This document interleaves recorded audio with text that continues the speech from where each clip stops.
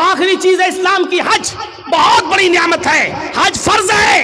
اگر آپ کے پاس اس وقت حج کی استطاعت ہو گئی ہے لیکن 2 سال کے بعد آپ کی بیٹی کی شادی ہے اور آپ حج کا فارم نہیں بھر رہے ہیں تو آپ گناہ گار ہیں، یہ سوچ کر پہلے بیٹی کی شادی کر دیں اس کے بعد ہم حج کرنے جائیں گے۔ نہیں، آپ کے پاس حج کا پیسہ ہو گیا، حج کی استطاعت ہو گئی، آپ کو جانا پڑے گا۔ اس سال فارم بھریے، قسمت میں ہوگا تو آپ کی منظوری آ جائے گی، نہیں ہوگا تو پھر دیکھیے بعد میں دیکھا جائے گا۔ لیکن بیٹی کی شادی کے انتظار میں آپ رک رہے ہیں تو غلط کر رہے ہیں، کیونکہ بیٹی کی شادی میں خرچ کرنے کی اجازت اسلام نے نہیں دی ہے، لیکن حج کو فرض کیا ہے اور حج کی فرضیت اسلام کے اندر موجود ہے۔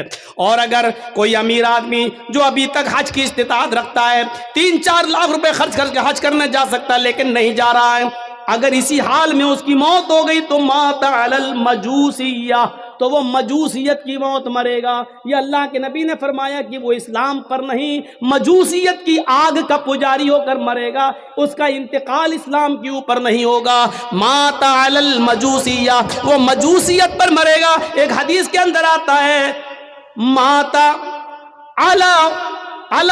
علی غیر الفطرہ، وہ اسلام کے خلاف غیر اسلام پر مرے گا، یعنی اس کا انتقال اسلام کے اوپر نہیں ہوگا۔